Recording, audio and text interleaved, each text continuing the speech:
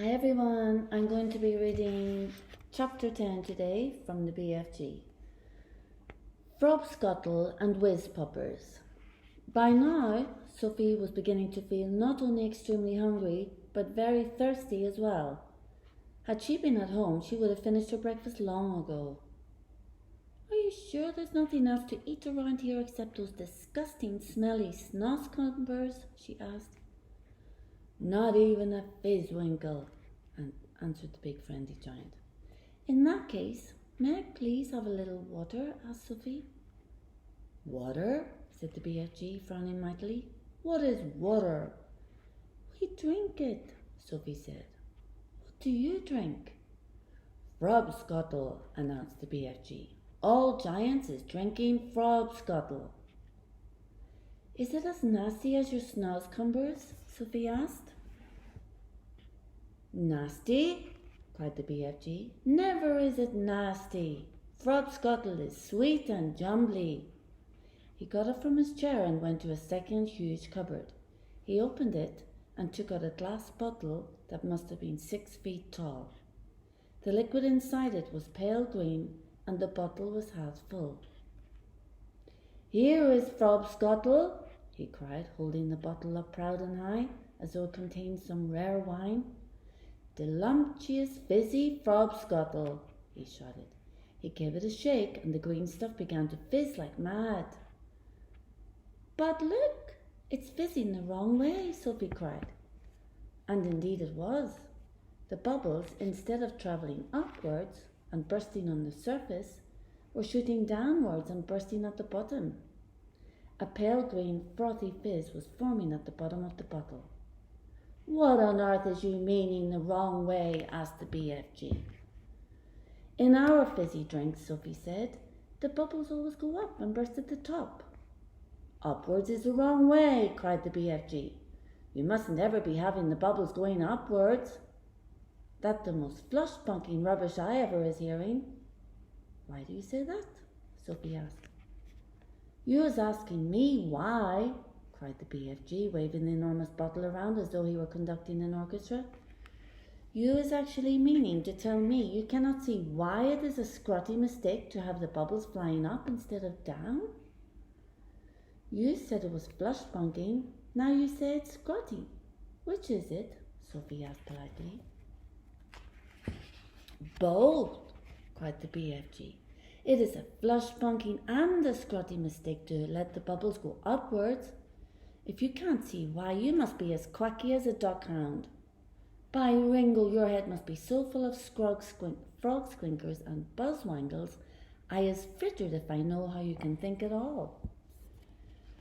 Why shouldn't the bubbles go upward? Sophie asked. I will explain, said the BFG. But tell me first, what name is you calling your frobscuttle by? One is Coke, Sophie said. Another is Pepsi. There are lots of them. And the bubbles is all going up?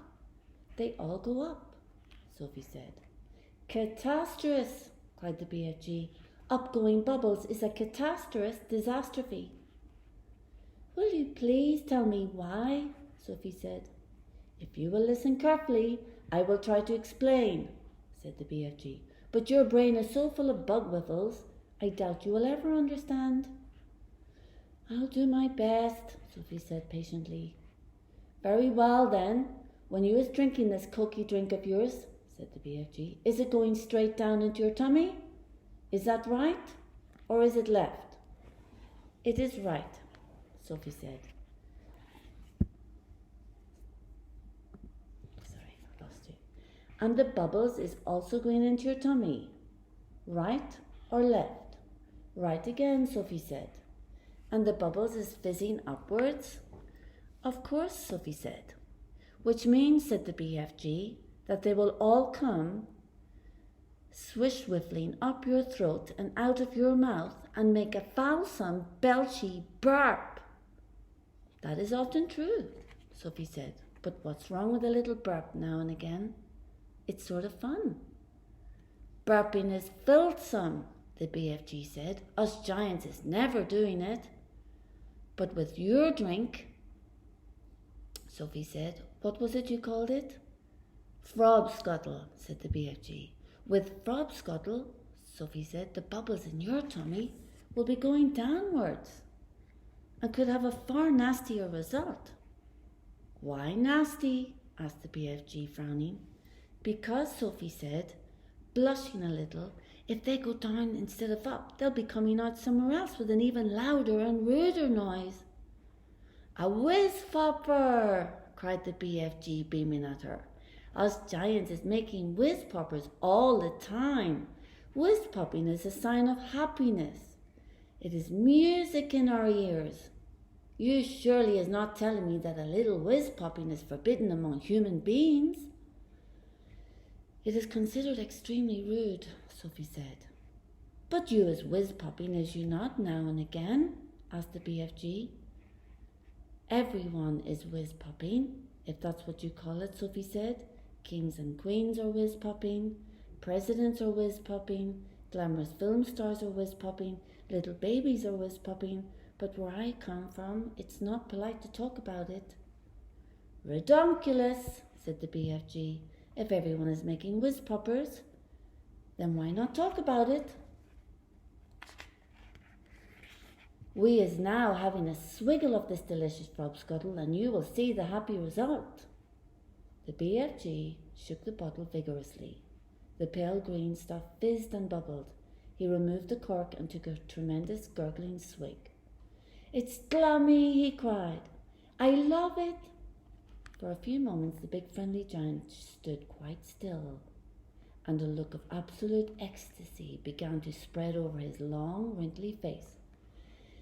Then suddenly the heavens opened, and he let fly with a series of the loudest and rudest noises Sophie had ever heard in her life. They reverberated around the walls of the cave like thunder, and the glass jars rattled on their shelves. But most astonishing of all, the force of the explosions actually lifted the enormous giant clear off his feet like a rocket. Whoopee! He cried. When he came down to earth again, I lost you again. Whoopee! He cried. When he came down to earth again. Now that is whiz-popping for you. Sophie burst out laughing. She couldn't help it. Have some yourself, cried the BFG, tipping the neck of the enormous bottle towards her. Don't you have a cup? Sophie said. No cups, only bottle. Sophie opened her mouth, and very gently the BFG tipped the bottle forward and poured some of the fabulous Frobscuttle down her throat. Sophie opened her mouth, and oh gosh, how delicious it was! It was sweet and refreshing. It tasted of vanilla and cream, with just the faintest trace of raspberries on the edge of the flavour. And the bubbles were wonderful. Sophie could actually feel them bouncing and bursting all round her tummy. It was an amazing sensation. It felt as though hundreds of tiny people were dancing a jig inside her and tickling her with their toes. It was lovely. It's lovely, she cried. Just wait, said the BFG, flapping his ears. Sophie could feel the bubbles travelling lower and lower down her tummy, and then suddenly, inevitably, the explosion came. The trumpet sounded, and she too made the walls of the cavern ring with the sound of music and thunder.